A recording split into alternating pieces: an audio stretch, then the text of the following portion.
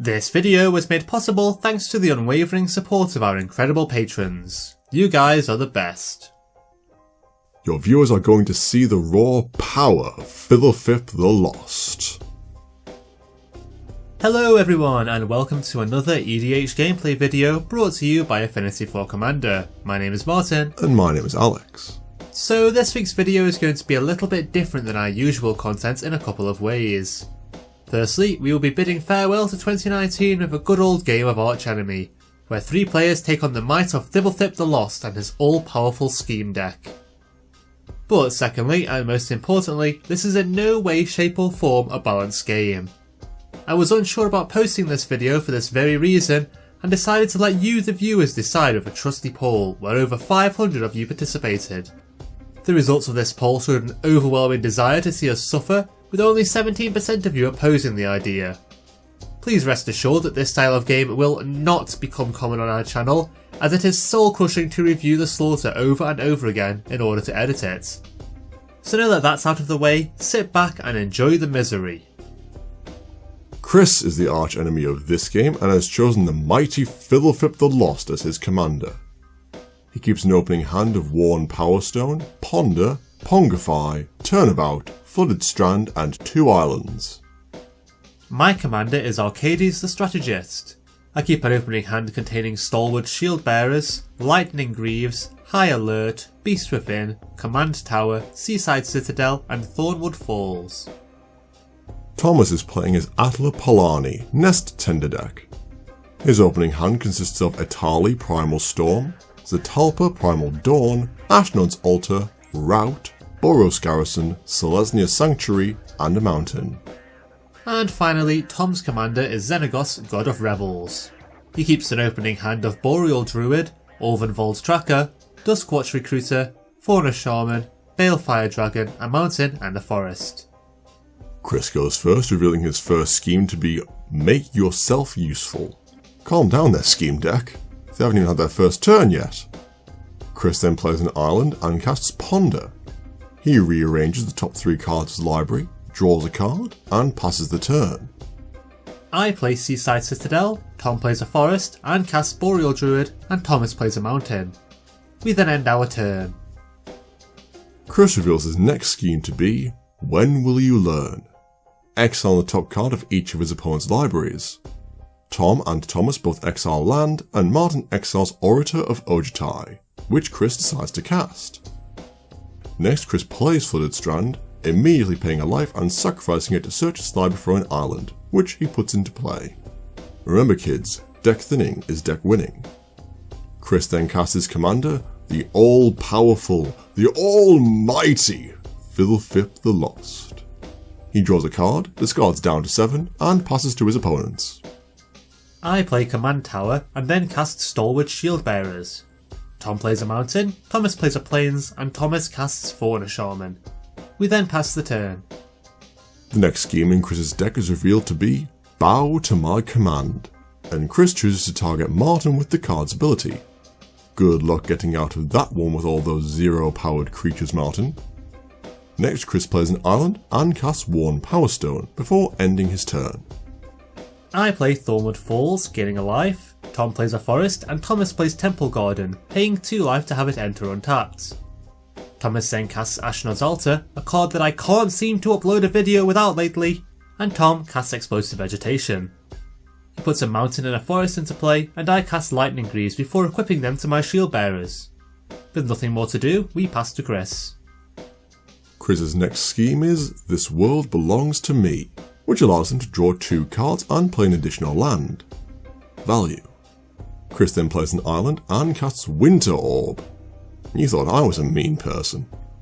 Satisfied with his oppressive play, Chris then passes the turn. We each untap a single land, and Thomas plays Selesnya Sanctuary, returning a Plains to his hand. I play Evolving Wilds, which I immediately sacrifice to put a Plains into play tapped, and Tom activates his Fauna Shaman's ability. He discards a creature to search his library for Reclamation Sage and puts it into his hand. Shame about that whole lack of untapping land thing. Not yet finished, I cast Sol Ring and we then end our turn. Delight in the Hunt is the next scheme to be set in motion, and Chris creates a 3/3 horror token.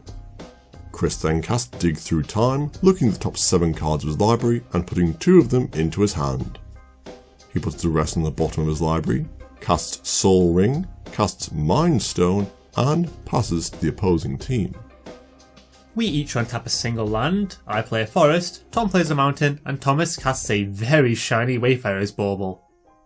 Tom then casts the Reclamation Sage that he tutored for last turn, destroying Winter Orb, and Thomas plays Boris Garrison, returning a mountain to his hand.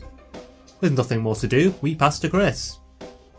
The next card in Chris's scheme deck turns out to be My Forces Are Innumerable, which basically translates to your opponents sacrifice 2 creatures between them in their end step, and Chris plays an island. Next, Chris casts Reshape, where X is 3. He sacrifices Mind Stone and searches the library for Proteus Staff before putting it into play. For those of you that haven't seen this combo before, Proteus Staff in a creatureless deck such as Chris's allows their player to put their commander on the bottom of their library, reveal their entire library, put their commander back into play, and then stack their deck in any order that they choose. Chris then decides to demonstrate this by activating the staff, targeting Fblthp, and Martin attempts to disrupt the ability by casting Beast Within. He targets Fblthp with the spell, causing Chris to shuffle his commander into his library, and Beast Within fails to resolve due to his target no longer being there. Proteus Staff then resolves, and Chris reveals 18 cards before Fblthp makes an appearance. Chris puts the Homunculus onto the battlefield, puts the revealed cards on the bottom of his library in an order of his choosing, and draws 2 cards from Fblthp's ability. Moving to his end step, Chris makes another 3/3 horror, and Thomas sacrifices his Bauble to put a Plains into play. The trio then proceed to their turn. Thomas plays a Plains, I play an island, and I then cast my commander, Arcades the Strategist.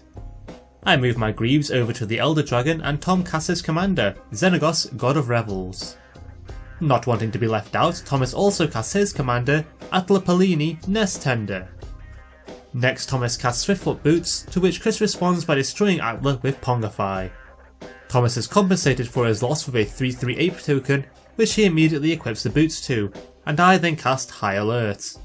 Now if only my creatures were able to attack. Moving to our end step, Tom sacrifices Reclamation Sage and Thomas sacrifices his ape to end Chris's horror making scheme, and we then end our turn. Chris reveals his next scheme to be Pay Tribute to Me, forcing everyone else to sacrifice a creature. Martin sacrifices his Shield Bearers, Tom sacrifices Fauna Shaman, and Thomas lacks any creature to sacrifice.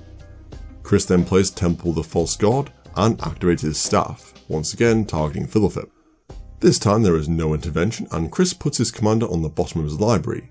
He then reveals every card remaining in his deck, puts the Herald of Destruction Fblthp back into play, and rearranges his entire library in the order he sees fit. All hail the power of the mighty Fblthp and his trusty staff. That sounds so wrong. Chris then draws 2 cards of Fblthp's ability and casts Bribery, targeting Thomas. He searches Thomas's library for Ulamog the Infinite Gaia, puts the Eldrazi Titan into play under his control, and passes to his opponents. Tom starts our turn by casting Balefire Dragon, and I play Azorius Chancery, returning a forest to my hand. Thomas then plays a Plains, and we all move to combat, where Tom targets Balefire Dragon with Xenagos' ability. Not liking the sound of this, Chris casts Cyclonic Rift, returning the dragon to Tom's hand. At least it wasn't overloaded. In our second main phase, I cast Wave of Reckoning, destroying Tom's Boreal Druid, Chris's Horrors, and the dastardly Fblthp. Not so tough now, are you? Seeing that Chris is now tapped out, Thomas takes the opportunity to recast his commander. Chris responds with a cheeky Pact of Negation, and we then pass the turn. Chris pays for his Pact of Negation in his upkeep and then reveals the next scheme, Choose Your Demise. He splits the top 4 cards of his library into 2 piles, one containing Frantic Search and Finale of Revelation, and the other containing 2 mystery cards. The trio decide to let Chris have the 2 face down cards, and then Chris casts Extraplanar Lens, exiling an island beneath it. Next, Chris plays an island and casts Turnabout to untap all of his lands. But wait, there's more. Chris casts Temporal Mastery, granting himself an extra turn after this one. Still not finished, Chris casts Blatant Thievery, taking control of Tom's Xenagos, Martin's Lightning Greaves, and Thomas's Ashnod's Altar. Chris then equips the Greaves to his Orator of Ojutai and moves to combat. He uses Xenagos' ability to give Ulamog +10/+10 and then swings the Titan at Tom, instantly killing him. Brutal. Xenagos then leaves play, given that his owner has now been obliterated, and Chris then moves to his second turn. Chris reveals "No one will hear your cries" as his next scheme, which does absolutely nothing to our decimated board states, and then recasts the omnipotent Fblthp. He draws a card and then activates Proteus Staff, shuffling his commander into his library, putting him back into play, rearranging his deck and drawing 2 cards. These cards turn out to be Basalt Monolith and Rings of Bright Hearth, which Chris then casts, setting up a loop to create himself infinite mana. Moving to combat, Chris attacks Tom with his own Ulamog, forcing him to sacrifice 4 lands. Ouch. He takes 10 damage and Chris moves to his second main phase, where he casts Stroke of Genius, where X is 5000. He targets me, I deck out, losing the game, and Chris then passes to Tom. Thomas draws and then decides to concede. After all, how can one man stand the unstoppable force that is Fblthp? Well, that's it for another game. We hope that you enjoyed watching the light fade from our eyes as Chris wrecked our boards and shredded our life totals with his god tier commander. Rest assured, we will have our revenge at some point. Remember that you can support the channel in 3 easy ways. Hit that like button, subscribe, and leave us a comment. I read every single one. And if you really want to show your support, then consider becoming a patron and follow us on Twitter. Links to both are in the description. And with that, this video comes to an end. Happy New Year's everyone, we'll see you next time. Fblthp.